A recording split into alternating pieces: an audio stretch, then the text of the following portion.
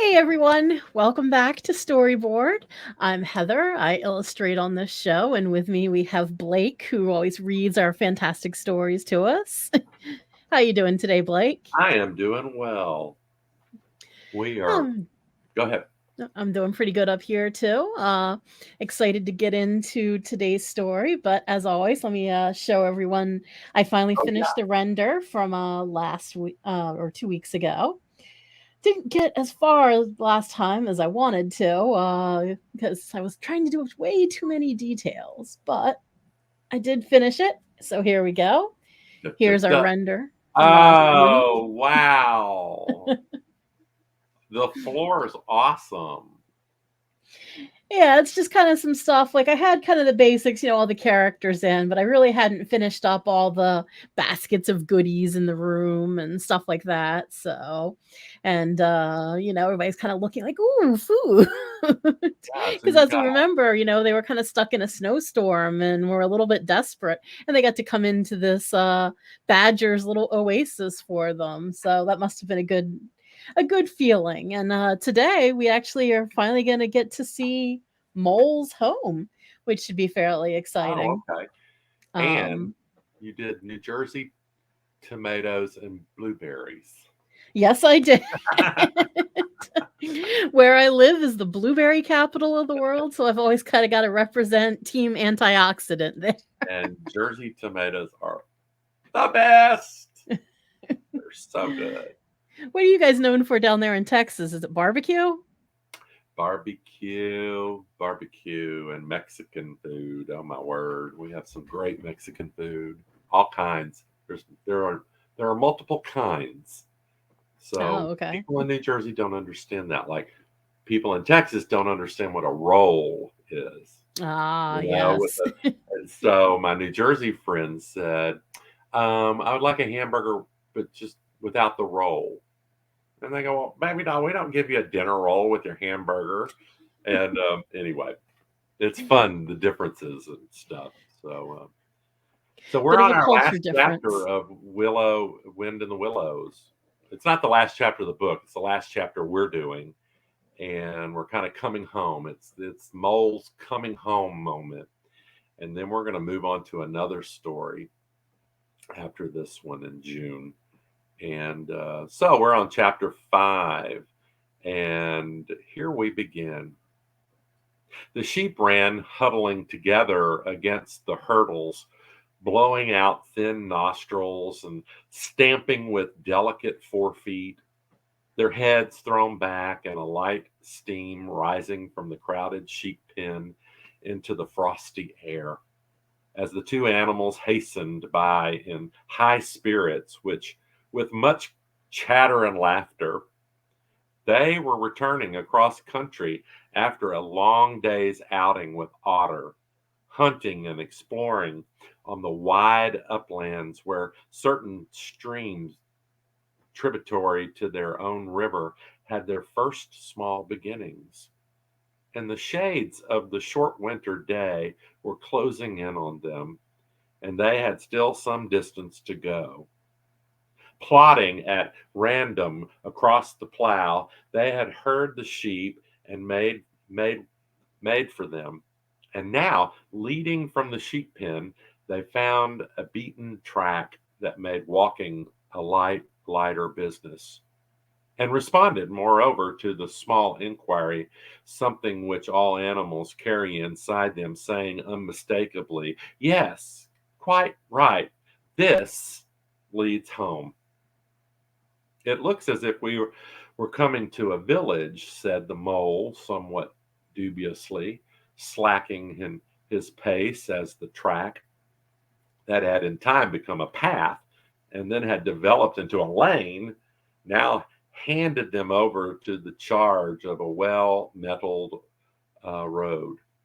The animals did not hold with villages and their own highways, thickly frequented as they were, took an independent course, regardless of church, post office, or public house. Oh, never mind, said the rat. At this season of the year, They're all safe indoors by this time, sitting around the fire, men, women, and children, dogs and cats and all. We shall slip through all right without any bother of unpleasantness, and we can have a look at them through their windows if you like and see what they're doing. The rapid nightfall of mid December had quite beset the little village as they approached it on soft feet over the first thin fall of powdery snow. Little was visible but squares of dusky orange red on either side of the street where the firelight and lamplight of each cottage overflowed through the casements into the dark world without. Most of the low latticed windows were innocent of blinds, and to the lookers in from outside, the inmates gathered round their tables, absorbed in handiwork, or talking with laughter and gesture. Each had happy grace, which is the last thing the skilled actor shall capture, the natural grace which goes with perfect unconscious of observation. Moving at will from one theater to another, the two spectators, so far from home themselves, had something of wistfulness in their eyes as they watched a cat being stroked, a sleepy child picked up and huddled off to bed, or a tired man stretched and knocked out his pipe on the end of a smoldering log. But it was from one little window, with its blinds drawn down, a mere blank transparency on the night, that the sense of home and the little curtained world within walls, the larger stressful world of outside nature, shut out and forgotten, most pulsated. Close against the white blind hung a bird cage, clearly silhouetted, every wire, perch, and even to yesterday's dull edged lump of sugar. On the middle perch, the fluffy occupant, head tucked well into feathers, seemed so near to them as to be easily stroked had they tried. Even the delicate tips of his plumped out plumage penciled plainly on the illuminated screen. As they looked, the sleepy little fellow stirred uneasily, woke, shook himself, and raised his head. They could see the gape of his tiny beak as he yawned in a bored sort of way, looked around, and then settled his head into his back again, while the ruffled feathers gradually subsided into perfect stillness. Then a gust of bitter wind took them in the back of the neck. A small sting of frozen sleet on the skin woke them as from a dream, and they knew their toes to be cold and their legs tired and their own home distant, a weary way. Once beyond the village, where the cottages ceased abruptly on either side of the road, they could smell through the darkness the friendly fields again, and they braced themselves for the last long stretch, the home stretch, the stretch that we know is bound to end sometime in the rattle of the door latch, the sudden firelight, and the sight of familiar things greeting us as long absent travelers from far oversea. They plodded along steadily and silently, each of them thinking their own thought. The moles ran a good deal on dinner, as it was pitch dark, and it was all a strange country for him as far as he knew, and he was following obediently in the wake of the rat, leaving the guidance entirely to him.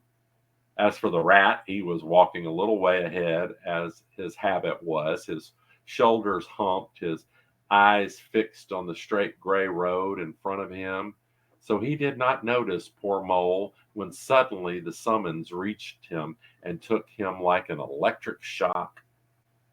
We others, who have long lost the more subtle of the physical senses, have not even proper terms to express an animal's intercommunications with his surrounding, living on otherwise, and have only the word smell, for instance, to include the whole range of delicate thrills which murmur in the nose of the animals night and day, summoning, warming, inciting, repelling.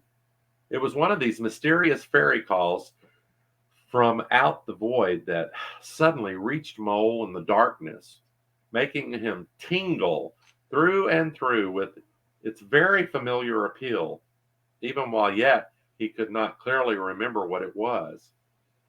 He stopped dead in his tracks, his nose searching hither and thither in its efforts to recapture the fine filament, the telegraphic current that had so strongly moved him.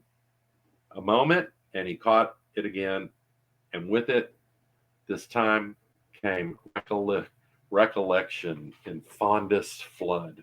Home! That was what they meant. Those caressing appeals, those soft touches wafted through the air, those invisible little hands pulling and tugging all one way. Why, it must be the quiet close by him at the moment, his old home that he had hurriedly forsaken and never sought again that day when he first found the river. And now it was sending out its scouts and its messengers to capture him and bring him in. Since his escape on that bright morning, he had hardly given it thought, so absorbed that he had been in his new life and all its pleasures, its surprises, too fresh and captivating experiences. Now, with a rush of old memories, how clearly it stood up before him in the darkness, shabbing indeed, a small and poorly furnished, and yet his, the home he had made for himself, the home he had been so happy to get back to after his day's work, and the home had been happy with, he had been happy with, evidently had been missing him too, and wanted him back, and was telling him through his nose, sorrowfully, reapproachingly, but with no bitterness or anger, only with plaintive reminder that it was there and wanted him too. The call was clear. The summons was plain. He must obey it instantly and go. Ratty, he called, full of joy and excitement. Hold on, come back. I want you. Quick. Oh, come along, Mole, do, replied the rat cheerfully, still plodding along. No, please stop, Ratty, pleading the poor Mole in anguish of heart. You don't understand. It's my home, my old home. I just come across the smell of it, and it's close by here, really quite close, and I must go to it. I just must. Oh, come back, Ratty, please. Please come back. The rat was by this time very far ahead, too far to hear clearly with what the mole was calling, too far to catch the sharp note of painful appeal in his voice, and he was much taken up with the weather, for he too could smell something suspiciously like approaching snow. Mole, we mustn't stop now, really, he called back. We'll come for it tomorrow, whatever it is you found. But I dare say, stop now. It's late, and the snow's coming on again, and I'm not sure of the way, and I want your nose, Mole. So come on, quick. There's a good fellow, and the rat pressed forward on his way without waiting for an answer. Poor Mole stood alone in the road, his heart torn asunder, and a big sob gathering somewhere low down inside him to leap up to the surface presently. He knew in passionate escape. But even under such a test as this, his loyalty to his friend stood firm. Never for a moment did he dream of abandoning him, Mole. Meanwhile, the waifs from his home pleaded, whispered, conjured, and finally claimed him imperiously. He dared not tarry longer with their magic circle. With a wrench that tore his very heartstring, he set his face down the road and followed submissively in the track of the rat, while faint, thin little Smell, still dogging his retreating nose, reproached him for his new friendship and his callous forgetfulness. With an effort, he caught up to the unsuspecting rat, who began chattering cheerfully about what they would do when they got back, and how jolly a fire of logs in the parlor would be, and what a supper he meant to eat, never noticing his companion's silence and distressful state of mind. At last, however, when they had gone some considerable way further and were passing some tree stumps at the edge of the road, he stopped and said kindly, "Look here, Mole, old chap, you seem dead tired. No talk left in you, and your feet dragging like lead? We'll sit down here for a minute and rest. The snow has held off so far, and the best part of the journey is over." The mole subsided forlornly on a tree stump and tried to control himself, for he felt it surely coming. The sob he had fought with so long refused to be beaten. Up and up it forced its way to the air, and then another and another, and others thick and fast, till poor Mole at last gave up the struggle and cried freely and openly, now that he knew it was all over and he had lost what he could hardly be said to have found. The rat, astonished and dismayed at the violence of Mole's sudden attack of grief, did not dare to speak for a while. At last he said, very quietly and sympathetically, "What is it, old fellow? Whatever can be the matter? Tell us your trouble, and let me see what I can do."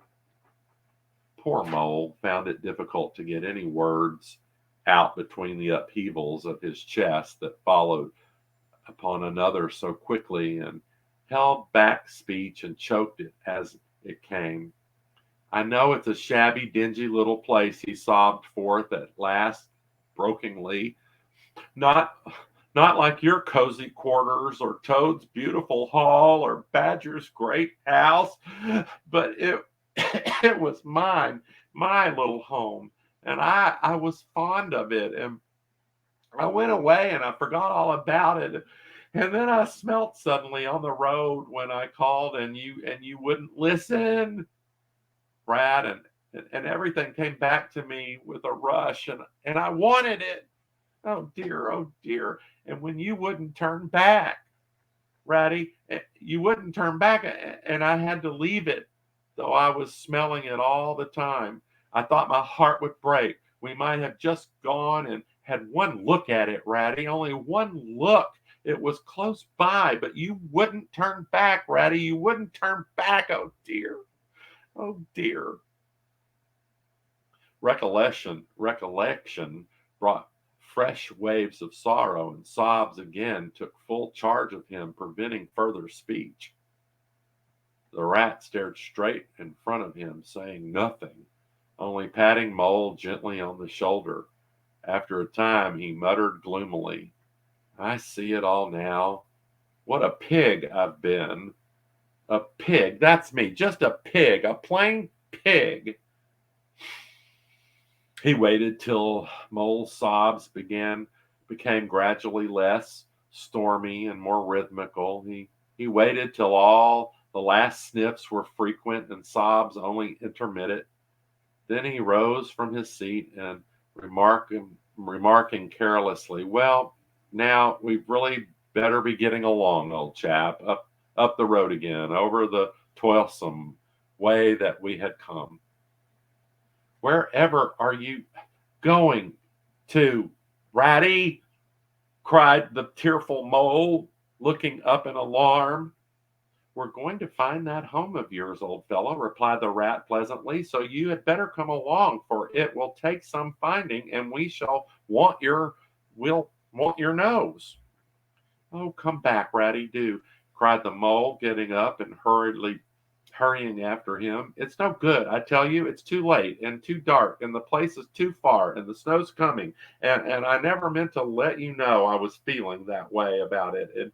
It was all an accident and a mistake. And think of the of Riverbank and your supper now." "Hang the riverbank and supper too," said the ratty heartedly. "I tell you, I'm going to find this place now, if I stay at it all night. So cheer up, old chap, and take my arm, and we'll very soon be back there again." Still snuffling and pleading, reluctant Mole suffered himself to be dragged back along the road by his imperious companion, who, by a flow of cheekful talk, endeavored, when at last it seemed the rat that they must be nearing that part of the road where the mole had been held up, he said, "Now, no more talking. Business. Use your nose and give your mind to it." They moved on in silence for some little way, when suddenly the rat was conscious, through his arm that was linked in Mole's, of a faint sort of electric thrill that was passing down the animal's body. Instantly he disengaged himself, fell back at pace, and waited at full attention. The signals were coming through. Mole stood a moment rigid, while his uplifted nose, quivering slightly, felt the air. Then a short, quick run forward, a fault, a check, a try back, and then a slow, steadily competent advance. The rat, much excited, kept close to his heels as the mole, with something of the air of a sleepwalker, crossed a dry ditch, scrambled through a hedge, and nosed his way over a field open and trackless and bare in the faint starlight. Suddenly, without giving warning, he dived, but the rat was on alert and promptly followed him down the tunnel to which his unnerving nose had faithfully led him. It was close and airless, and the earthy smell was strong, and it seemed a long time to Rat. The passage ended, and he could stand erect and stretch and shake himself. The mole struck a match, and by its light the rat saw they were standing in an open space, neatly swept and sanded underfoot, and directly facing them was Mole's little front door, with Mole's End painted in Gothic lettering over the bell pull at the side. Mole reached down a lantern from a nail on the wall and lit it, and the rat looked around him and saw they were in a sort of forecourt. A garden seat stood on one side of the door, and on the other a roller, for the mole, who was a tidy animal when at home, couldn't stand having his ground kicked up by other animals into little runs that ended in earth heaps. On the walls hung wire baskets with ferns in them, alternating with brackets carrying plaster statuary. Down on one side of the forecourt came a skittle alley with benches along it and little wooden tables marked with rings that hinted at beer mugs. In the middle was a small round pond containing goldfish and surrounded by a cockle shell border. Out of the center of the pond rose a fanciful erection clothed in more cockle shells and topped by a large silver glass ball that reflected everything all wrong and had a very pleasing effect. Mole's face beamed at the sight of all these objects so dear to him, and he hurried Rat through the door, lit a lamp in the hall, and took one glance around his old home. He saw the dust lying thick on everything, saw the cheerless, deserted look of the long neglected house and its narrow, meager dimensions, its worn and shabby contents, and collapsed again on a hall chair, his nose to his paws. "Oh, Ratty," he cried dismally, "why ever did I do it? Why did I bring you to this poor, cold little place on a night like this, when you might have been at Riverbank by this time, toasting your toes before a blazing fire with all your own nice things about you?" The rat had no heed to his doleful self reproaches. He was running here and there, opening doors, inspecting rooms and cupboards, and lighting lamps and candles and sticking them up everywhere. "What a capital little house this is," he called out cheerfully. "So compact, so well planned, everything here and everything in its place. Well, we'll make a jolly night of it. The first thing we want is a good fire. I'll see to that. I always know where to find things. So this is the parlor? Splendid. Your own idea. This little those little sleeping bunks in the wall. Capital. Now, I'll fetch the wood and the coats, and you get a duster. Well, you'll find one in the drawer of the kitchen table, and try and smarten things up a bit. Bustle about, old chap." Encouraged by his companion, the mole roused himself and dusted and polished with energy and heartiness, while the rat, running to and from with armfuls of fuel, oops, um, soon had a fire. I'm sorry, wait one moment. My page got turned. Okay. "My friends," he went on, "I'm pleased to. Oh, wait. I'm sorry. Poor mole found it. Oh my gosh. Encouraged by his. Okay, soon had a. Y'all, my pages got messed up. Oh no. Soon had a cheerful blaze roaring up the chimney. He held the mole to come and warm himself, but Mole promptly had another fit of the blues, dropping down on a couch in dark despair and burying his face in his duster. "Rat," he moaned, "how about your supper? You poor, cold, hungry, weary animal. I've nothing to give you. Nothing, not a crumb." "What a fellow you are for giving in," said the rat reproachably. "Why, only just now I saw a sardine opener on the kitchen dresser, and everybody knows that means there are sardines about somewhere." They went in and foraged accordingly, hunting through every cupboard and turning out every drawer. The result was so very depressing after all, though of course it might have been better. A tin of sardines, a box of Captain's biscuits nearly full, and a German sausage encased in silver paper. "There's a banquet for you," observed the rat as he arranged the table. "I know some animals who would give their ears to be sitting down to dinner with us right now." "No bread?" groaned the mole. "No butter? No pate, no champagne," continued the rat, grinning. "And that reminds me, what's the little door at the end of the passage? Your cellar, of course. Every luxury in the house. Just you wait a minute." He made way for the cellar door and presently reappeared, somewhat dusty, with a bottle of beer in each paw and another underarm. "Self-indulgent beggar you seem to be, Mole," he observed, "denying yourself nothing. This is really the jolliest little place I was ever in. Now, wherever did you pick up those prints? Make the place look so homelike." "They do. No wonder you're so fond of it, Mole. Tell us all about it, and how you came to make it the way it is."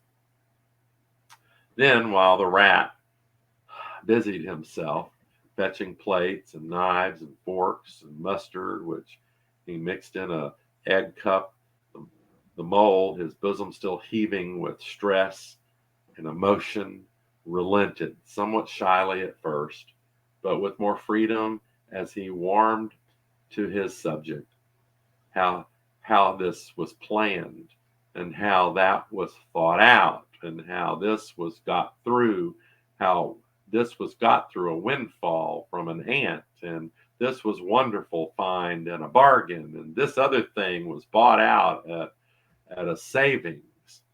His spirits finally quite restored, his visitor and quite forgetful of the supper they both so much needed.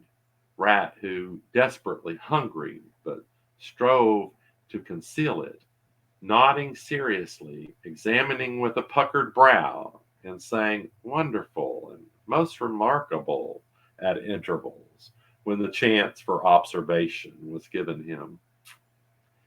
At last the rat succeeded in decoying him to the table, and had just gotten seriously to work with the sardine opener when sounds were from the forecourt, without sounds like scuffing of small feet, and a confused murmur of tiny voices.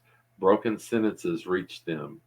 Now, all in a line, hold the lantern up. Tommy, clear your throats first. No coughing after I say 1, 2, 3. Where's your bill? Here, come on. Do. We're all waiting. What's up? Inquired the rat, pausing in his labors. I think it must be the fieldmice, replied the mole, with a touch of pride in his manner. They go round caroling regularly at this time of the year. They're quite an institution in these parts, and they never pass me by. They come to the mole end last of all every year, and I used to give them hot drinks and supper sometimes when I could afford it. It will be like old times to hear them again. Let's have a look at them, cried the rat, jumping up and running to the door. It was a pretty sight, and a seasonable one, that met their eyes when they flung the door open. In the forecourt, lit by the dim rays of a horn lantern, some 8 or 10 little field mice stood in a semicircle, red worsted comforters round their throats, their forepaws thrust deep into their pockets, their feet jiggling for warmth. With bright, beady eyes, they glanced shyly at each other, sniggering a little, sniffing and applying coat sleeves a good deal. As the door opened, one of the elders that carries the lantern was just saying, now then, 1, 2, 3. And forthwith their shrill little voices uprose on the air, singing one of the good old carols that their forefathers composed in fields that they follow and held by frost, or when the snow bound in chimney corners and handed down to be sung in the miry street to lamp-lit windows at Yuletide. Whew. Y'all, I messed up my pages, but I found my way. I was sort of like in the snowstorm trying to find my way back home right in front of you. But unlike the mole, my senses are a little dull, and it took me a while to find my way. Couldn't sniff your way back to the right page? No, I couldn't. But I want to tell you, way earlier in the story, when they're talking about the pathways for animals, and then when in winter everybody goes inside their house, and so they're more free to roam around and take shortcuts. It reminded me of a story my mom and I would sit in the living room, and we had a big window right at the patio.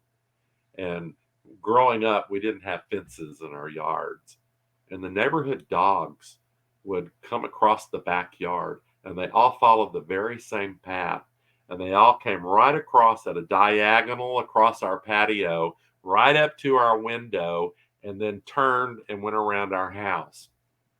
And we kept watching them do it over and over again.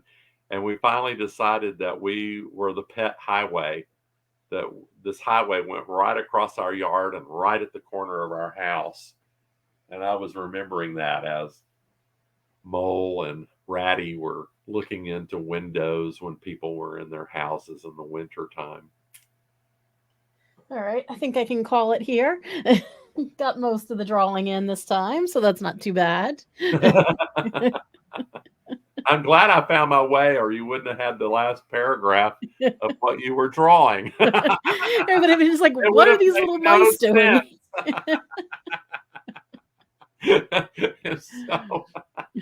So, anyway, mistakes happen. Yep, they do sometimes, but I think it was a good story nonetheless. It's a story about coming home, and especially at holidays, whenever, whatever the holiday is, it's kind of a good time to come home sometimes. Yeah, and it's a good, place for Mole to like reevaluate what's been going on. Like he's had all these adventures and he comes home and he's like, well, who do I want to be now? Do I want to go back to my old life or do I want to keep adventuring? And spoilers for the rest of the book. We advise, you read it with your family, but Mole does have a few more adventures in store. He does go back out of his house, but we're not going to go with him anymore. We're going to make a turn. And I do look forward to our next story, The Jungle Book. I grew up not really reading the book, but watching the movie. And then when my own children were young, my son watched that movie just over and over. I almost have parts of it memorized.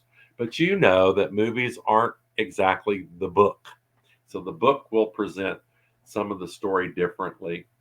And The Wind in the Willows has been a challenge to read because of the language. It's almost poetic.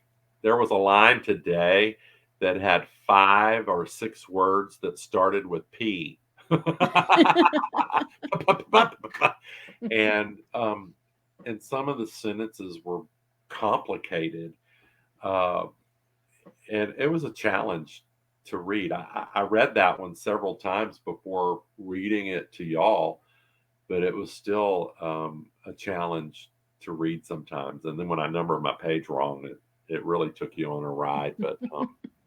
But I've enjoyed the imagery and I've really enjoyed your art. Yeah, it's been fun. So I'm looking forward to the next one when I can, as much as I've enjoyed drawing our little like rat and mole and little friends here, I'm looking forward to drawing some new friends now. Blue, I know some of the names. Yeah. Yeah, there's a bear, and I think there's a Bear. jaguar in it, and maybe some wolves, I think. I've actually never read the book. I saw the movie, of course. Yeah, yeah. I haven't either. And the first part of the book is kind of hard because, anyway, we'll get to it at our next time we meet. But I look forward to reading that, The Jungle Book. Yep. And thank you all so much for joining us. We appreciate when you watch this. We appreciate it if you share it with other people you know that you think might enjoy it. And remember to click on the like and subscribe button so you know whenever we're doing a new stream. And we thank you so much for joining us on this adventure. Bye-bye. Bye, y'all.